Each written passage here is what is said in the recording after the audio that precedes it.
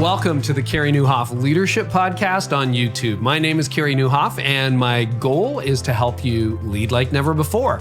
So what I do every week is I sit down with world-class leaders and church leaders, business leaders, and I talk to them about what made them who they are and try to have the conversation with them that you would have if you got to sit down for lunch with them or have dinner with them or really got to spend some time with them. So we go into the backstory and we explore what made them who they are and some of the principles they've learned along the way. So if you enjoy this episode, I would love for you to like it, to subscribe, and also to share it with your friends.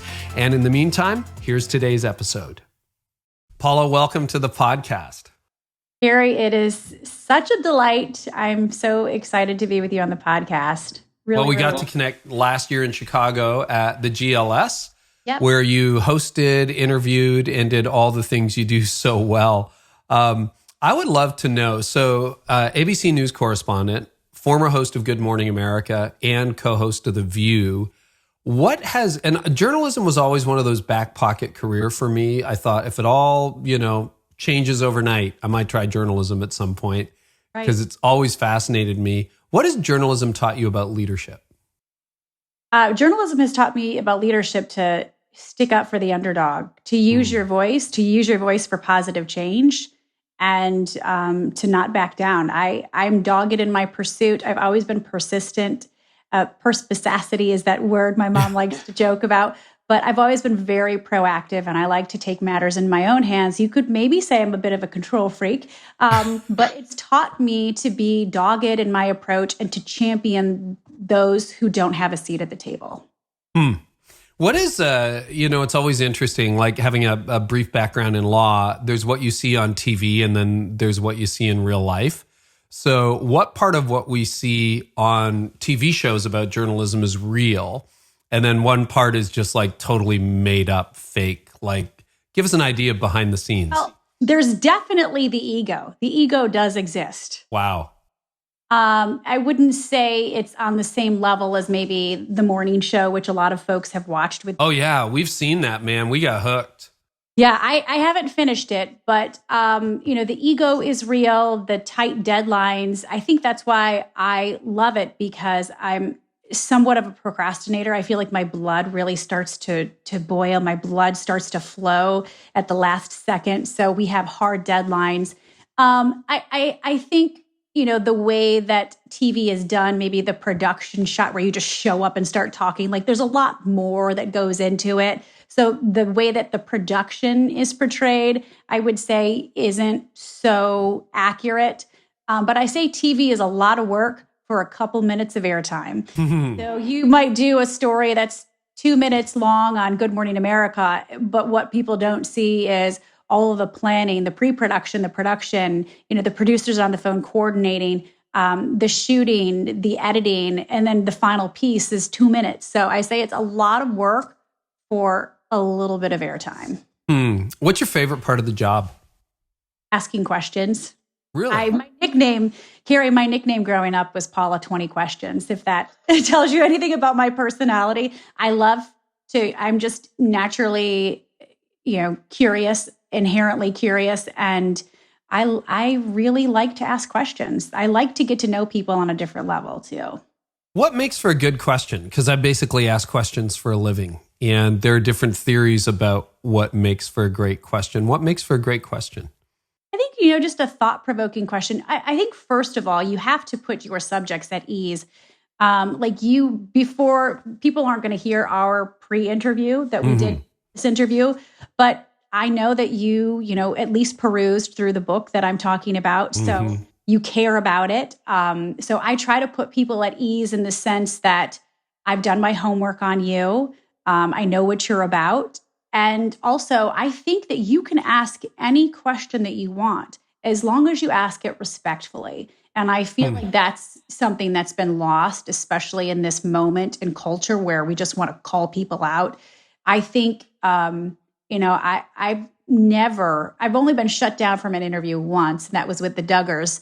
I don't know if your audience is familiar with them. Their publicist shut down the interview, but what happened? You got to tell the story now. Wasn't because of the tone of my question. It was when they were going through the scandal with the brother. a couple of years ago with the allegations of molestation. So, but I think there's no question that's off limits. It's just your tone and how you ask it. So any idea why the publisher called it off, or? It was a publicist. She didn't want them to answer the question. Okay. So it was just out of bounds, that kind of thing. And the kids were answering, and she's like, we're done. And they wanted to continue to answer it. So, but she was done because, publicists have to look out for their clients.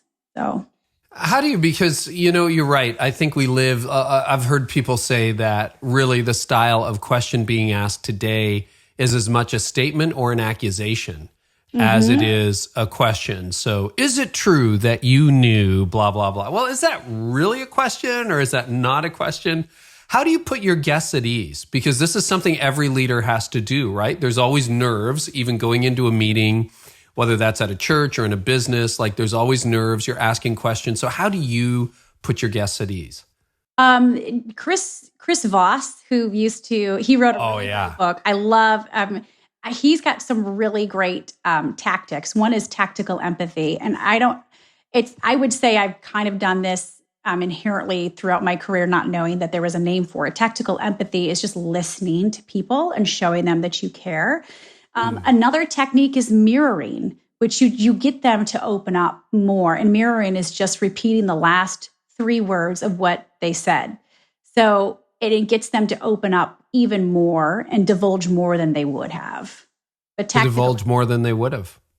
There, I just did it. Exactly. See, there you go. Yeah. Who are some of the most interesting people you've interviewed? Because you have a podcast and, your broadcast role. Who are some of the most fascinating interviews? And then why were they so interesting? Well, I think, I've done the myriad. I don't want to name drop, okay? Like the cast of Star Wars and the cast of, the Avengers. So you're talking about Chris Hemsworth and Scarlett Johansson and Robert Downey Jr. No, you've done it all. Like, let's just be honest. Yeah. So I've interviewed all types. Probably one of the more memorable. I have 2 memorable interviews. One, because I was born and raised in Michigan, and I'm a diehard Michigan Wolverine football fan. I interviewed Bo Schembechler. This was one of the first interviews of my career. So we're going back to when I was in Ohio, working for television affiliates in Ohio. And I interviewed Bo Schembechler, who is my hero. And I love him because he's a very famous coach at the University of Michigan. So that's one that people are like, okay, but that's just my personal, fascination and passion for Michigan football. One of the more interesting interviews that I've done was in the last year with Tom Hanks. Oh, yeah. And Tim Allen. And I did this interview at Disney World in Orlando, and they were there to promote Toy Story 4. And the way that Disney, because it was a collaboration between Good Morning America and Disney, the interview was, and they wanted to conduct the interview right in front of like Toy Story Land there at Disney. It was raining that day, and they put up a scrim to keep the rain out, but it didn't keep the rain out. And so during the interview, we are literally getting wet, if not soaked.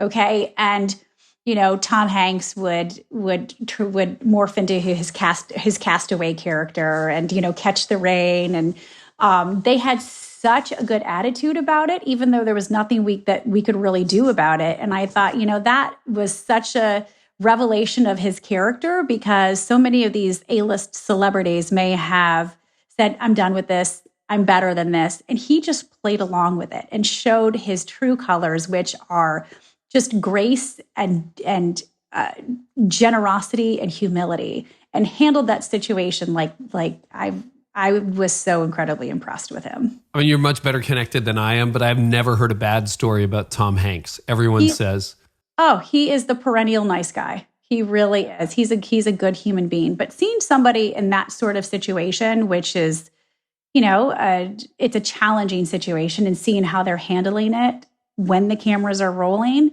I think spoke a lot to who he is and to his character. So we're recording this really 1 month into the whole COVID pandemic, and you live in New York, but we're recording this. You're in South Carolina. I'm north of Toronto. I'm I'm anxious. First of all, how is this impacting New York? I realize this is airing later, so the whole story will be different by the time this airs. But I'd love, like, New York City, and particularly where you live, your principal home is right in a hotspot for coronavirus. So what's it like on the field? Well, New York City is a ghost town for all intents and purposes. I live in Westchester County, which was like one of the first hotspots in North America, besides Washington State. And, we had a containment zone, it was in New Rochelle. And that's where my boys go to school. They sent the National Guard there to clean up the facilities, and a lot of the businesses were shut down. And it's a totally different way of doing life. I would say that, people are pretty much, they've been very strict from the very beginning, at least in Westchester County, and taken it very seriously in terms of social distancing. Right, even before my kids' respective schools were shut down, play dates were over. And we're talking over a month ago. Social distancing, wow. We weren't getting kids together for play dates. So the kids were pretty cooped up. And that's that. And then the kids' schools getting shut down, that led to our decision to come down to South Carolina, which is where we'd love to end up one day. My sister lives down here, and we built a home. We were blessed enough to build a home, and we'll probably end up here full time in the next couple of years. But it's been great to have the kids run around in the outdoors and just experience nature down here. And that's why we left. My husband has been working virtually. He runs a top commercial real estate firm in Manhattan, and he's been operating virtually for over a month now. We were told as correspondents to not even come in the office about 5-6 weeks ago. So I've been doing everything remotely. The correspondents are via Skype, almost all remote. They're using a very bare bones staff right now.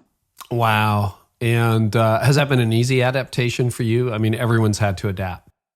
Everyone. See, the thing is we're truly all in this unfortunate boat together. Yeah. Our pastor's been preaching on a series on I will not waste this crisis. I think it's also, while it's a tragedy, it could also be an opportunity to reassess where we get our significance and purpose from, because so much has been taken from us, whether our jobs, whether our finances, whether our family members who have lost their lives to COVID. It's a chance for us to reassess what defines us, how we identify ourselves, what our purpose here is. And I think that it's up to us to whether or not we're going to set a new direction for our lives. Do you think this is going to, it's early to say, and again, by the time this airs, it might be different, but do you think this is going to change journalism and how it's done? It was already changing, right? But it was absolutely changing. And I think it's going to change just about every industry and how they do business.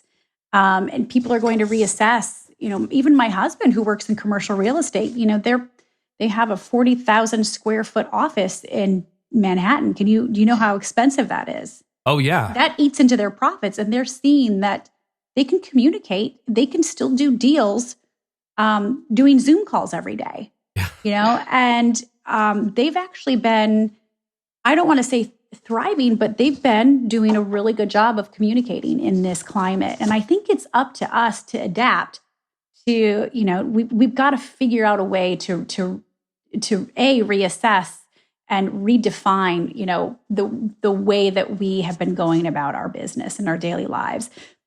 For us as a family, sure, we've been getting on each other's nerves. I annoy my kids and they annoy me. Let's just be real, okay? We're in the same house together 24/7. But it's also been an opportunity to do so much together as a family. We are always asking for more time with our kids, more time with our family, and we're getting it. So let's get creative with it, but let's give each other some grace because we're on top of one another at the same time. Yeah. Working parents working from home. Are you homeschooling or? Yes. And it has been a nightmare. Can I just tell you, 100%. There are 7,000 different logins and 7,000 different portals. And my 7th grader, she's pretty independent and autonomous. But my 4th grade boy and my kindergarten boy, I mean, my kindergartner, Carey, has more homework than the other two. How do you give there's only 26 letters. Like how do you give more homework? I honestly don't know. A lot of it is drawing pictures, which takes a long time, watching videos, but you have to do everything for them. And my 4th grader's teacher said, the boys are doing great independent learning. And I was like, they're not independent learning. Their school teachers are having to guide them through this, math. Oh my gosh. I can't tell you, thank God for Google, because now I know how to add fractions, which I forgot how to do it. I know how to add a half and a half, or, a half and, but I didn't, I forgot how to add a third and 5/16. So I know that, you have to find the lowest common denominator. So it took me right back, but I'm having to help guide the boys, the young ones, through a lot of work. And I have a ton of respect for teachers. I really do. Oh yeah. No, I know when my boys, and it wasn't COVID at all, but when they were younger, I remember we got to 3rd grade math and I'm like, I'm tapping out. This goes to your mom. I'm like, I know addition, multiplication, division. That's about it. I'm out. So I read a funny meme. The HuffPost published this article about some of the funniest memes and the funniest tweets that have been sent. And one father tweeted, my kid just asked me what a synonym was, and I told him it was a spice. I'm like, we're just realizing how ill-equipped we are to do this homeschooling thing. I have been trying to put more of an emphasis on learning true life skills, though. I'm going to show you how to make your bed. I'm going to show you how to do laundry.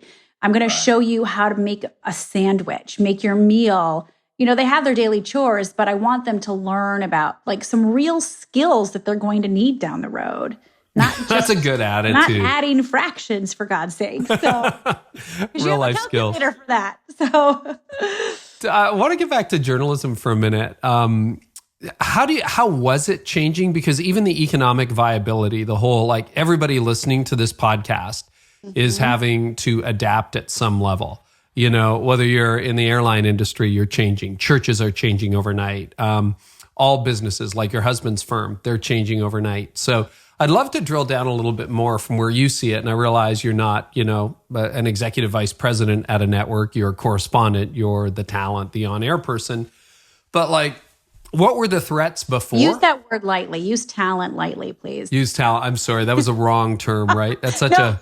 But I just think it's the funniest word because it, insinuates that we have talent and some of us just don't have talent doing what we're doing.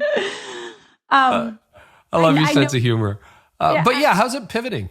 And where do you see it going? It's been pivoting. It has been pivoting for so long in terms of resources. When I started out in broadcasting, I started out as a production assistant, shooting, editing, and producing.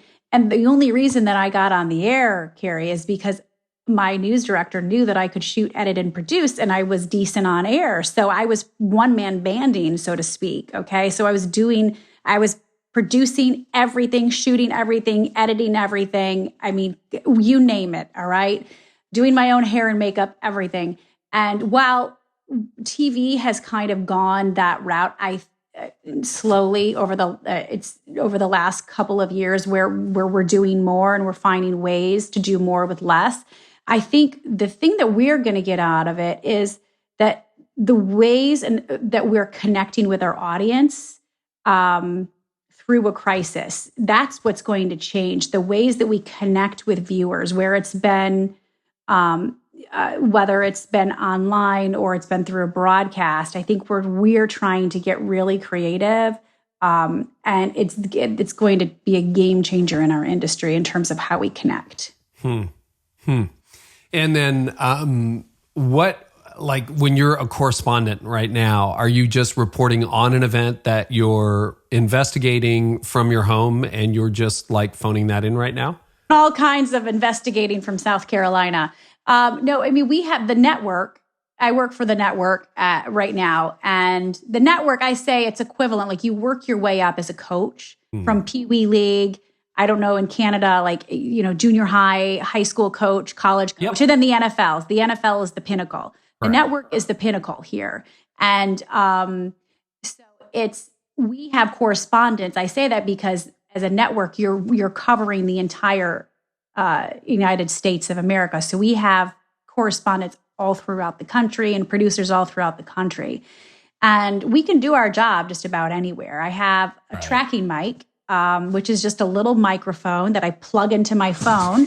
And that's how I send, even when I'm at Good Morning, even when I'm in New York, that's how I send my tracks in. I speak into the tracking mic, which is plugged into my phone, and I send it through an app. I record it on Voice Record, which is just an app that you can download, and then I send it through our internal system. And that's how they get my tracks for the stories. That's how I voice the stories. So I can kind of do my job anywhere, though, as a New York-based correspondent, if I were in New York, I'm sure I would be covering COVID a lot more than I am now, but they're really only using a couple of journalists. They're using a very bare bones staff. Like I said, we were told not to come into the office about 5-6 weeks ago because they don't want, we've had several cases at the network. We actually tragically just had one of our cameramen and stagehands who lost his life. Oh. Good Morning America. He passed away due to COVID. Yeah, he went in complications, Tony Greer, mid-March, and he passed away. I'm so sorry to hear that. It's sad. And so anyways, we've been on a dialed back staff. The media journalism, especially over the last 5 years, has fallen under a lot of criticism for how they're handling stories, etc. Newspapers, perhaps a little bit more than TV, although TV can get polarized too. What do you think the media has done well in the COVID crisis? And then is there anything you wish it would do differently? Absolutely. I think I would probably start with what I wish we would do differently is I wish that we would cover it with facts and not fear. I think we've created a lot of paranoia and panic because anytime there is the unknown, that's where you stir up and you agitate the panic. And I feel like we've done that. And if we could just stick with the facts instead of focusing on the unknown and the paranoia and the panic and the fear, I think that our nation, the United States and the world, I think would be a lot calmer than it is. But unfortunately, we've ginned up all this fear, and that starts a domino effect, and that starts to unravel. And that's what you're seeing. I mean, leading with death count with no context, I think is irresponsible. I think we need to be able to contextualize a little bit more. There's an argument, though, that it is the fear that actually generates the clicks. We're in the attention economy and you need eyeballs. Oh, the ratings are up. Yeah, I know.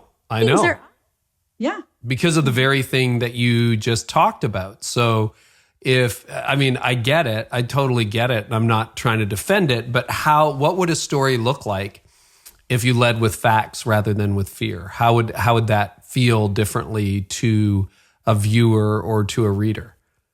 I think you would feel empowered in some senses. You would feel, instead of feeling helpless at the end of the story, you would feel hopeful, or you would feel like you've been given a tool to do something positive about it. Even though it's a tragic situation, you would feel like you're equipped to, and that you can, and that you've been given something tangible to actually do about the situation rather than feeling completely helpless and hopeless.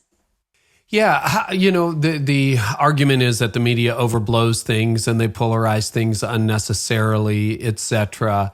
Any further thoughts on that? Because I think you're raising a really good point. I tend to be grateful for the media. I would be on the less critical side. I don't like everything I read. People have opinions. I don't like the polarization that's out there. But I think we need the media, and I think we need mainstream media because alt news terrifies me. So I just love any more thoughts you've got on that because, media's taken a lot of blows in the last few years. No, I think the media had, and some of it rightly so, and we've had to look ourselves in the mirror. And, I think especially in the political realm, it's hard to say that there has been objectivity. Okay. If you just look at like, how can one network have one version of the story and another network have a totally different version when they saw the same exact thing? And I think recognizing that each of us has an inherent bias. You have an inherent bias and I have an inherent bias. And then recognizing and owning our responsibility to always cross-reference, because the average viewer can't distinguish and differentiate between a reporter and a commentator. Okay, because commentator doesn't have to be neutral.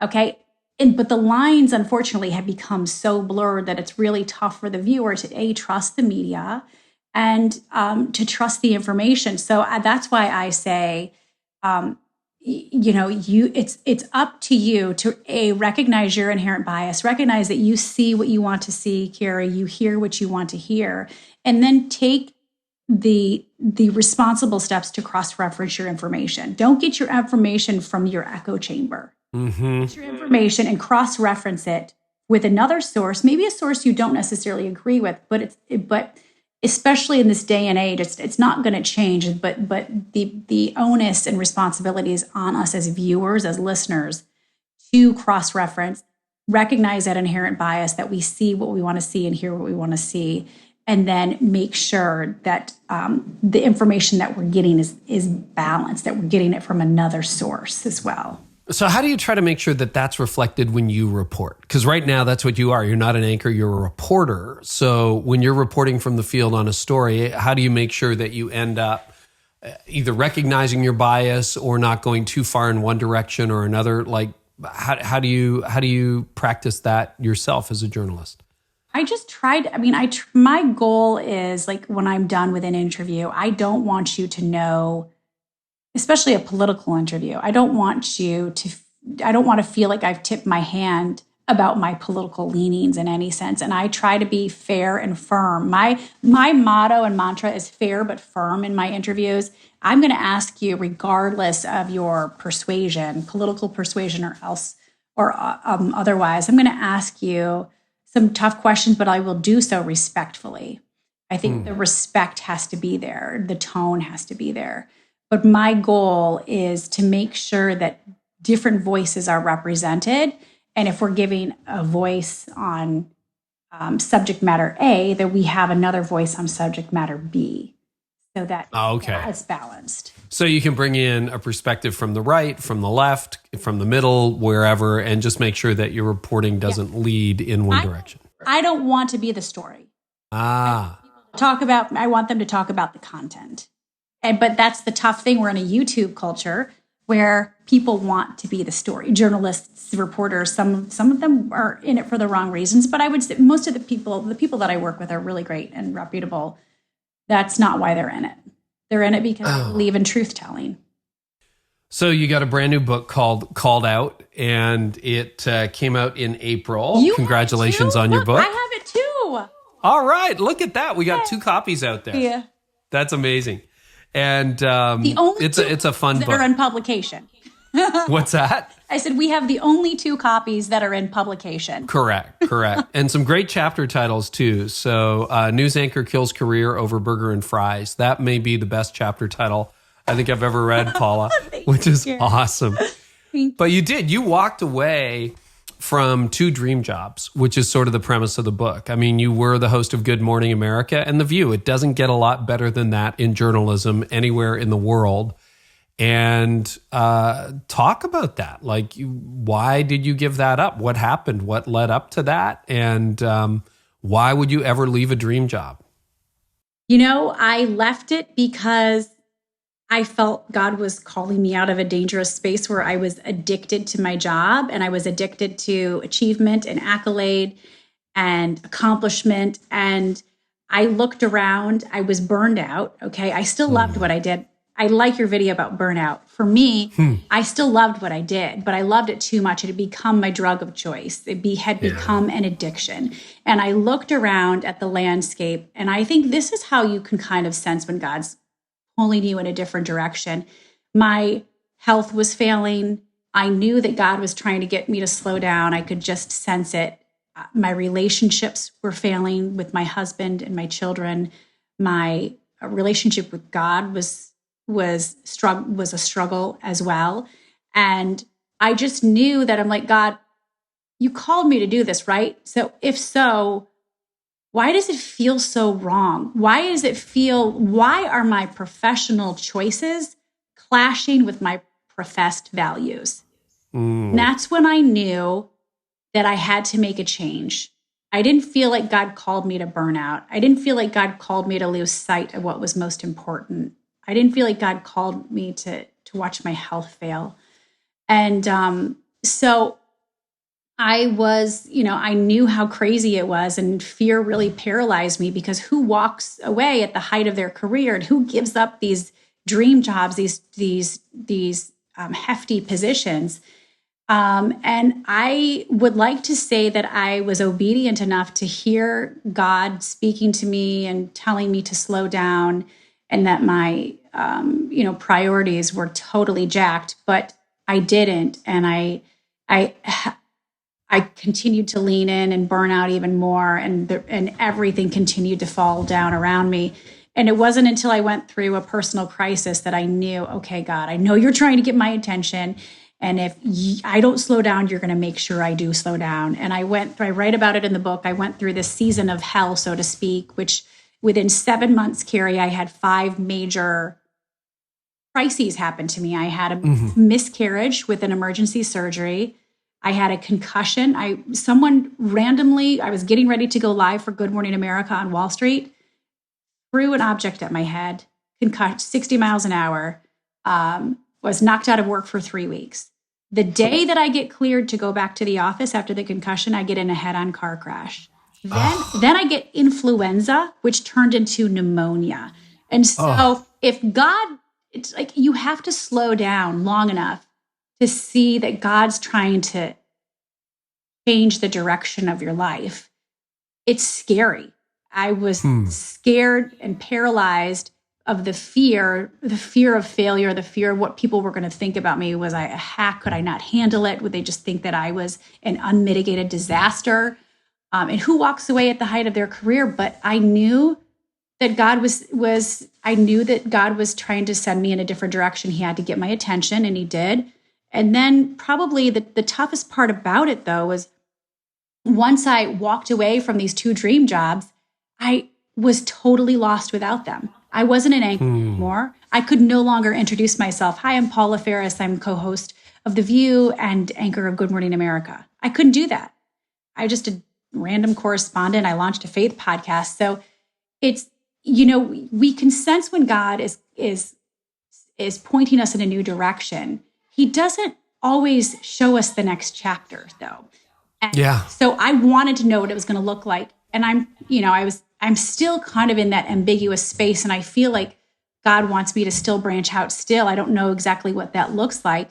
But when God is pointing you in a different direction, he may allow these unfortunate events to happen to you.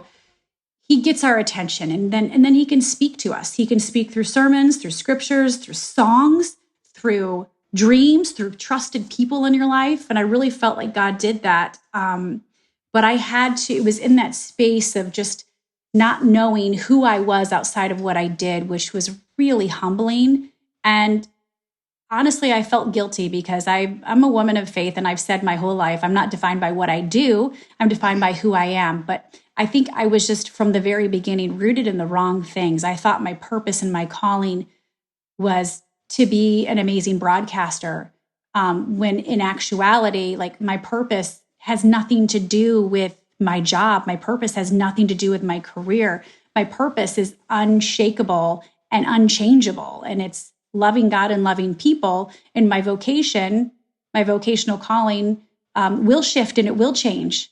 And it's just the vehicle by which I'll love God and love people through my purpose. And so I had to learn that, but it was time of crawling on my knees with tears, admitting the guilt, admitting the hypocrisy of, the haughtiness from which I'd proclaimed I'm not defined. I could walk away and I'd know who I was. Well, guess what? I didn't. I did walk away and I had no idea who I was anymore.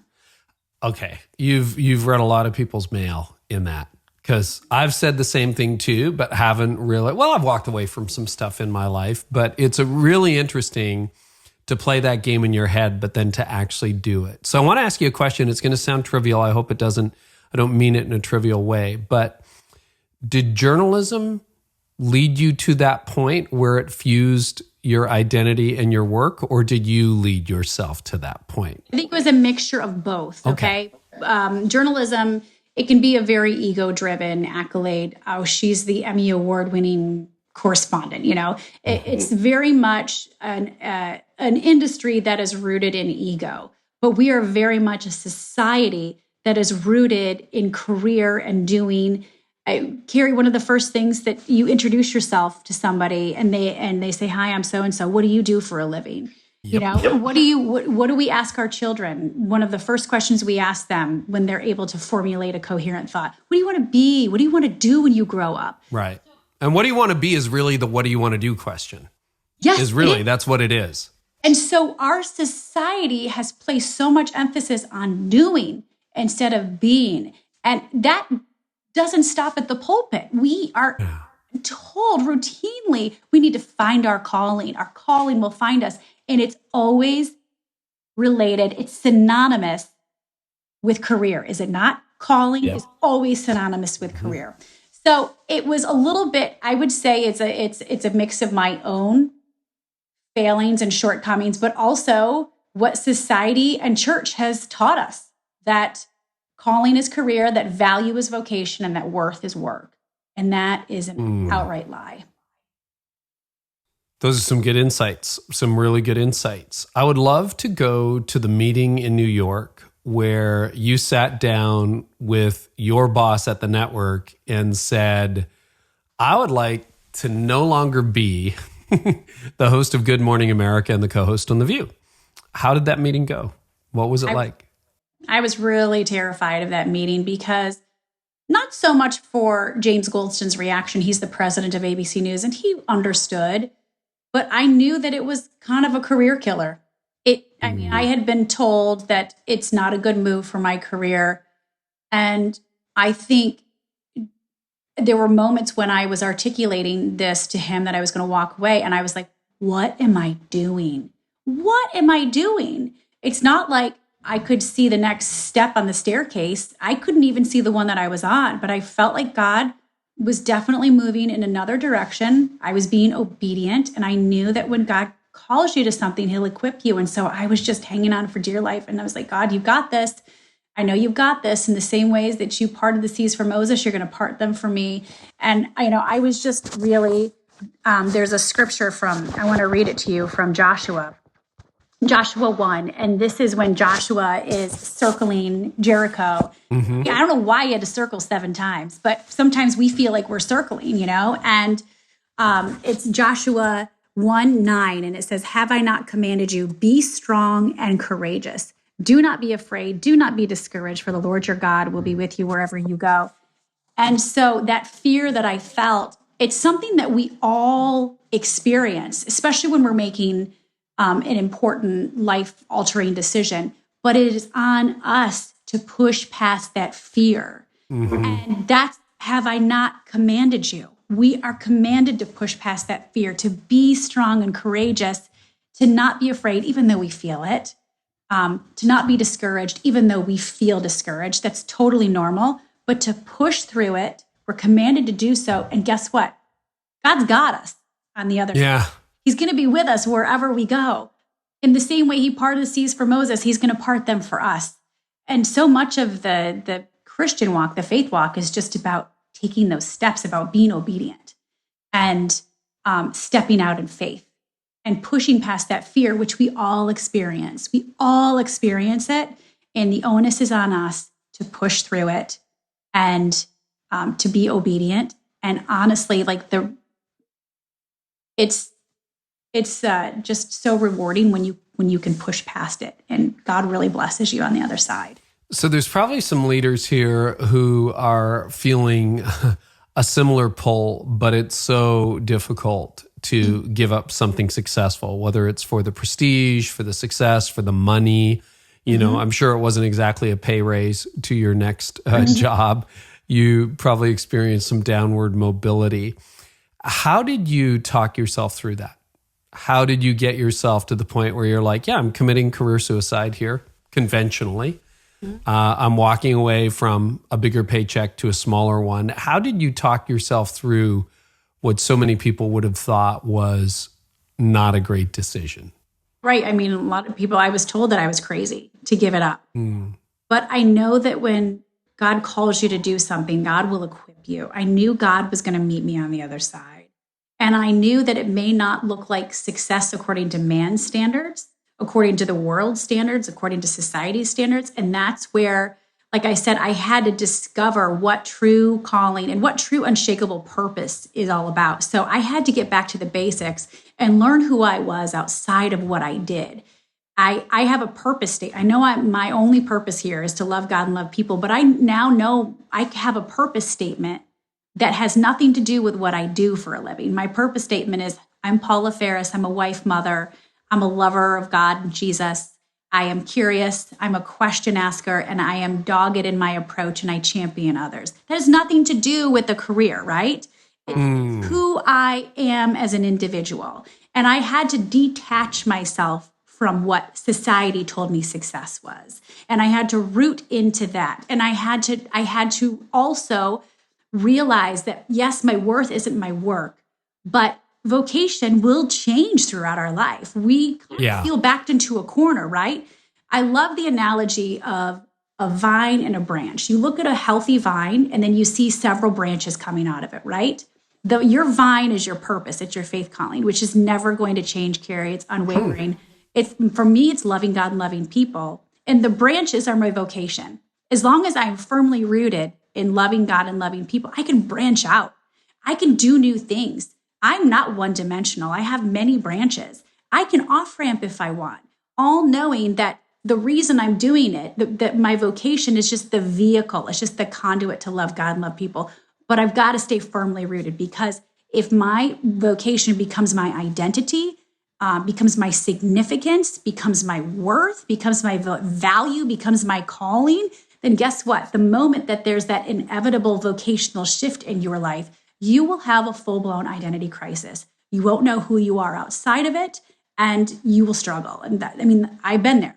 So accepting vocation, that your vocation will shift. And also like peeling back the layers. When I say don't look at yourself so one-dimensionally, I don't look at myself as a broadcaster. I think, what makes me good at being a broadcaster? I'm curious. I'm tenacious.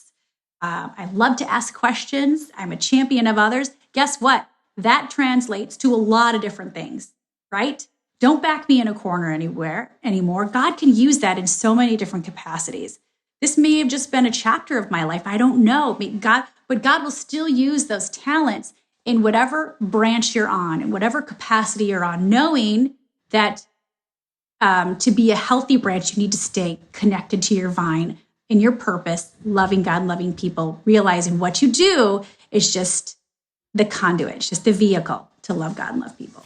See, it's interesting. A lot of people, and we hear this from numerous guests, they talk about being called by God or sensing a call from God. So I want to ask you what I ask a lot of guests, which is, how did you know it was God?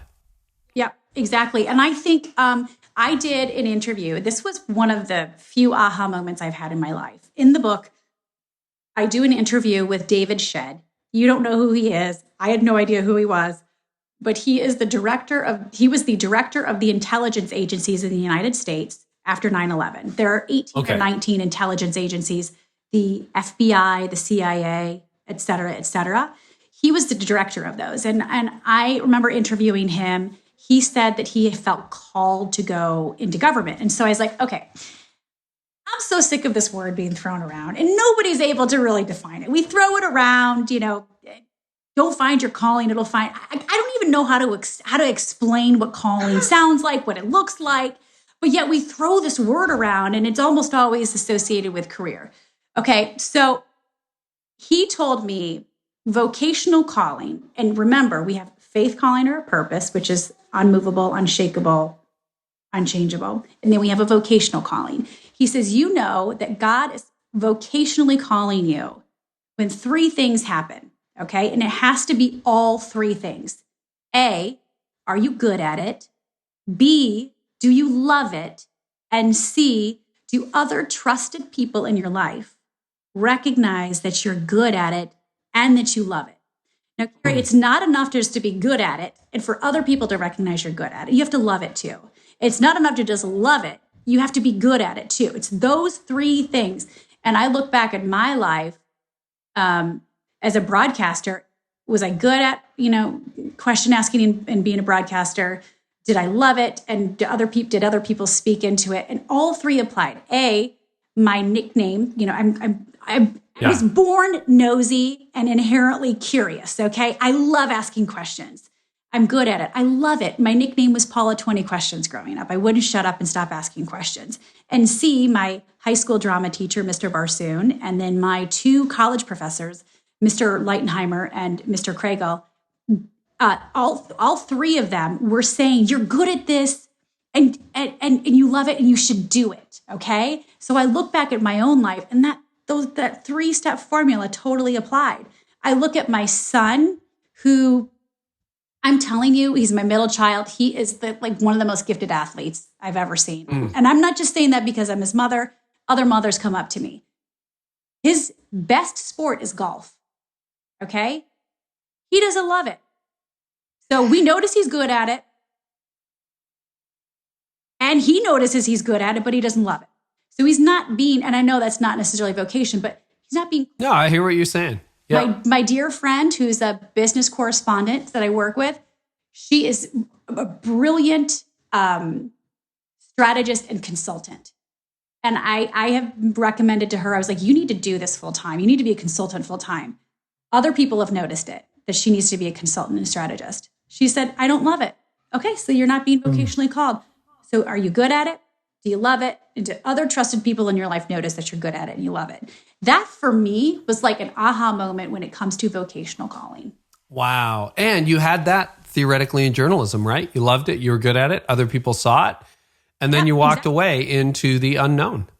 Yeah, but that doesn't change my talents. And I think this next area where I want to branch out, God's still going to use those, but they're going to manifest in different capacities. My husband's a great leader.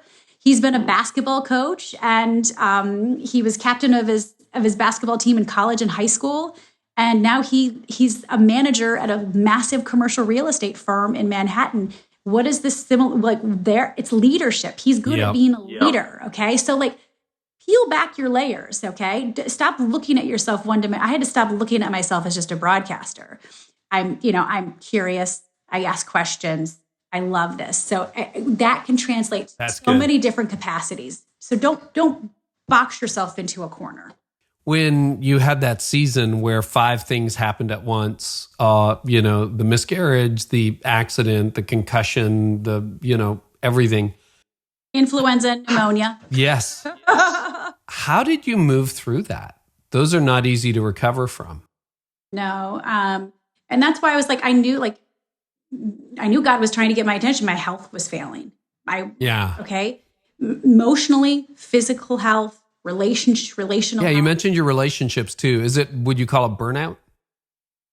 I was burnt out, but I wasn't burnt out to the point where I didn't love what I did anymore. I was like, God, I still love this. So that's what felt even crazier, is that I still loved it. But I think I loved it in a twisted sort of way because I was addicted to it. I was addicted to the achievement. I was addicted to that high, and I was addicted to the accolade. So how did you break yourself of that addiction? God did. Like I said, I would like to think that I was smart enough to get the first hint, hear God when he was saying you need to slow down, but I needed to experience this personal crisis. I needed to go through that season in order for God to slow me down. He physically had to slow me down. Otherwise, my addiction would have gotten the best of me. Do you ever miss hosting Good Morning America or The View? I do. Yeah. And I think it's normal to still feel like I have had unfinished business, to feel like I left something out there. But I am just clinging to the truth. I'm clinging to my faith. And I know that I don't, because I don't define myself and I don't get my value from vocation anymore. And I just kind of see it for what it is this is an opportunity that, for me to love God and love people uniquely through whatever capacity I'm in. It doesn't pang me as much. It doesn't keep me up at night. I'm at peace, and I know that God's in it. And I have to, push past that fear, like so many of us, everybody experiences. But I've been commanded. I know God's with me. I can be strong and courageous. Paula, you've shared that you and your husband a number of years ago went through a really tough season, and were maybe even thinking about not staying together. Oh yeah. Do you want to talk about that a little bit? Because there's a lot of leaders where it may be going well at work, but it is not going well at home. And I'm encouraged that somehow you figured out how to work that out. Like my wife and I did. We went through a really tough season a long time ago too, and would love to hear that part of your story. Well, we're college sweethearts. We will be married 20 years this September. So congratulations. I know, I only look 22. I'm kidding. No, I feel old. Oh my gosh, I feel so old. But we have been together since 96. 24 years now. Yeah. And we went through a really tough patch early in our marriage before we had children. And it was mainly me. I'm so glad that John fought for our relationship because it didn't feel like there was much to fight for. And I don't want to get into detail. And I kind of, mention it in the book, but, things happened and, that we both regret. But at the end of the day, like I moved out and I wanted to file for a divorce. And I remember my parents telling me, my parents, thank God for them, because they didn't tell me what I wanted to hear. They told me what I needed to hear. And they said, you know what? You are focused on John's failings and shortcomings, but you've got a lot of your own. You need to get your own house in order. You need to get yourself together because the way we see you treat him is not very fair. So the fact that my parents didn't enable me and say, oh, you're right, he's a jerk. You should just, you need to be happy. That, and also I just like, neither of us really felt at peace. I can't really describe it. Like I said, it was before we had children. We fought for something when it didn't feel like there was anything fighting for. And I can only say it was because of our faith. I really felt like I didn't feel at peace about it. And, we've done a lot of things in our lives that to many people would seem crazy. We've moved so many times from Ohio to Chicago to New York where we didn't know anybody, but we felt peace about it. We didn't feel peace about that, about getting divorced. And so we stuck it out, even though it didn't feel great and we didn't want to, and we worked on it. And it was not better overnight. It took years and years. And, but I feel like we both look back and we're like, thank God for forgiveness and thank God for redemption, because the unforgivable happened and we were able to move through it, through godly counsel and, making sure that the people around us were encouraging us. And we got rooted in a really good church, which really helped. And then when we started having kids, we were like, okay, this is it. We're good. Things aren't perfect. They never are, Well, on this side of heaven, we all struggle, right? Exactly. I think it's giving the other person grace, giving yourself grace, and making sure instead of just focusing on the other person's shortcomings, like, what can you do to get better? Can you control? And when you take the focus off of someone else and their failings and focus on yourself and just improving yourself, that was really an important mindset paradigm shift for me. I realize it's a long journey and one that, we've been down. Everybody has their own story and the facts are different. But, we're at the point now where we're really happily married again. And it seems like that may be where you and John are. What have been some keys when you look back? Like, oh yeah, we did this and that really helped it get better. Obviously the counseling, the looking inside, the forgiveness, all those things. But are there any rhythms or disciplines or things you did that you're like, oh yeah, when we did this, we started to have fun together again? Because that's what a lot of people, they just don't like each other anymore, right? They don't like each other. I mean, the thing about like John and I, we laugh. We have a similar sense of humor, which is a little demented and probably sophomoric, I would say. But just like doing things together, like we started playing tennis. I'm terrible, but like we started doing things together that the two of us could do, not just with the kids, but ways that we could connect. We started having Sunday night. We would have like a board meeting. We called it a board meeting, and just getting on the same page. What do we have going on this week? Making an intentional effort to go on dates for our kids to see us go on dates, and I think getting connected with a connect group, getting involved with church, people that can get in your face and tell you when you need to be held accountable. Trusted people in your life that can do life with, that you can do life with in a loving, respectful, but truthful, accountable manner. But yeah, those are a couple of things that helped us. I mean, honestly, like communication, and that's where the board meeting and the dates. And one other book that has been so transformative in my life, and I'm sure a lot of your listeners and viewers, if you're watching on YouTube, hi, have probably read it, is The 5 Love Languages by Gary Chapman. Oh, it's so good, isn't it? It's honestly one of the most transformative books. So what are yours? Acts of Service and Physical Touch. And what are his? His Physical Touch and Words of Affirmation.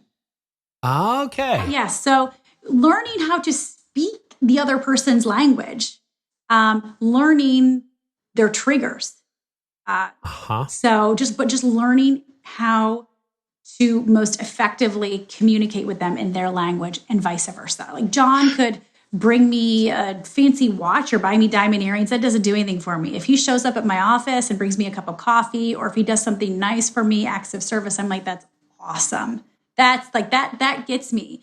Or if he jokes that he's like, you would take a back rub from a homeless person. And I love getting my back rubbed. I love physical touch. I grew up in a huggy family.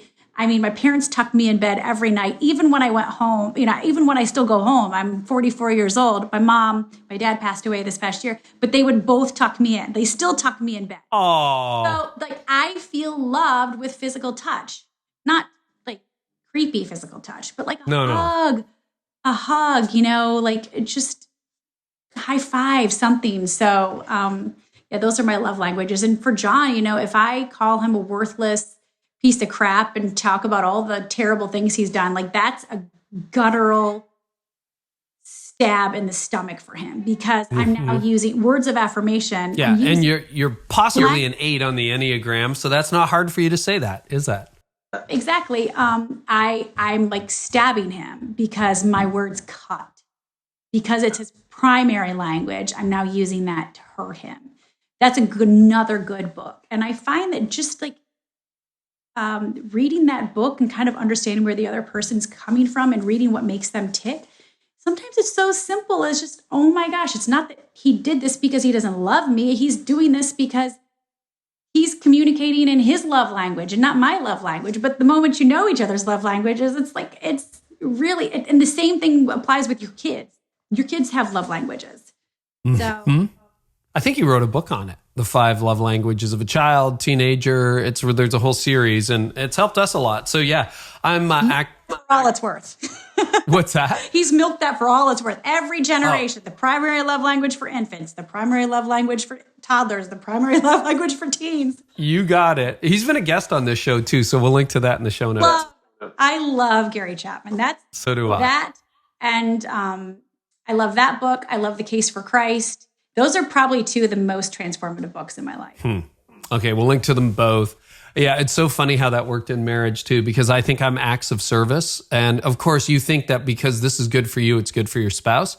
And my wife is like quality time. So time's one of my most precious commodities. And she's like, well, just sit down and linger. I'm like, can we be done in like It's not good, but I'll go unload the dishwasher for you. Okay. Does that impress you? Why does it not? I don't get it. She knows because you're just looking at your watch. You want to get out of there. And then that hurts her. I know. Oh. It's so wounding. And, here we are, mature, relatively successful people, and we can't even understand the basics, but I get it. No, that's so helpful to know. And it's interesting because there's parallels in our story too, where it was like date nights, and we call them shared hobbies, just stuff we enjoy doing together and understanding each other better. And I think there are those rhythms. And then, eventually the feelings come back. It's good. It's good. That's awesome. And also recognizing that love isn't a feeling. I mean, love is a choice, and It's a tough choice. And the most rewarding things, relationships that you have in life, you work hard for them. And there's ups and downs, there's peaks and valleys, and working through that. And it's not all about, I want to be happy and yes, it's you're going to have, it's going to ebb and it's going to flow, but love is a choice. It's a choice. Paula, you're also a podcaster. I want to make sure we mention that. So, you're a few seasons in. Tell us a bit about your podcast. And then I want to know, what are you learning through podcasting that perhaps journalism didn't teach you? Well, I started the podcast once I walked into this ambiguous space. My boss, James Goldston, in that meeting, he's like, well, what do you want to do? And I said, I need to get my life back. I'd like to just be a general correspondent, and I'd like to launch a faith podcast. I know how important my faith has been to me, and I wanted to invite influencers and newsmakers on a mainstream show, a podcast, to talk about their faith, regardless of what faith they are. So I like that I can sit across from a Muslim or a Jew or a Sikh, an atheist, and we can have conversations, respectful conversations, and I can, learn from them. And that's an opportunity for me where I feel like my purpose and my faith calling is really living out, because this is the way I'm loving God and loving people, is sitting down with them and having a respectful conversation, regardless of whether or not they adhere to my beliefs. Mm-hmm. So I've really enjoyed that. I've really enjoyed the podcast. And I think what I'm learning is that people just want to be heard, and people want to be respected. And, the people that I've talked to, they're not afraid to have a conversation. They want to be heard. They do. And they want to be respected. It's a totally different format from broadcast. Broadcast is very slick and overproduced. This is just a natural, organic conversation between two people. And I've found that you can really go so much deeper when you have a kind of a free-flowing conversation and an organic conversation, one that's not necessarily inhibited by time constraints. I agree. Here we are an hour into our conversation, and I always think, particularly when you get guests like yourself who are used to being interviewed, and often you have to think in sound bites. You have 4 minutes between commercial breaks, and you really don't get very far. No, you don't even scratch the surface. No, and then you're compressed and you feel constrained.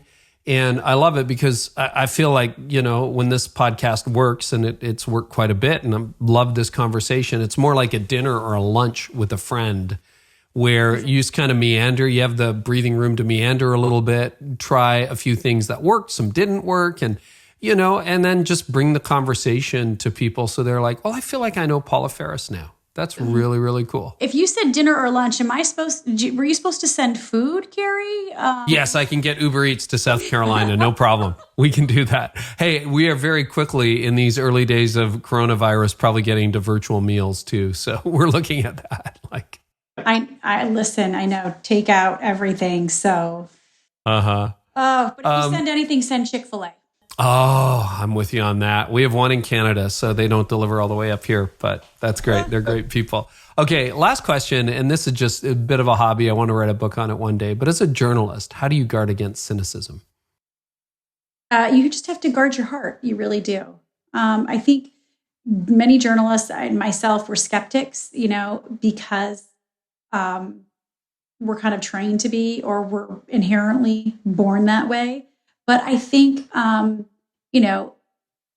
think you just have to guard your heart. And, I can remember some moments where it was, this was years ago, and we were first on the scene, and, we're high-fiving because we got the story first. But what had happened was, somebody had lost their life. And I'm thinking, gosh, how desensitized and calloused have we become to humanity when we're high-fiving over getting there first, getting to the live shot, getting the story first, but forgetting the reason why we're there is because of a tragedy. And so I think as a journalist and a reporter, we see the best and worst in people. But just doing what you can to maintain your humanity and your heart for people,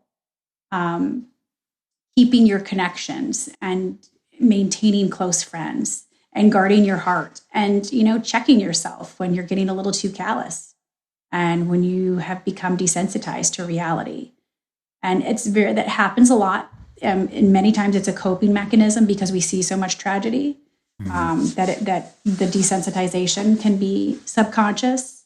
I don't want to say it's so intentional, but it's something that it's a constant challenge and something that we work on.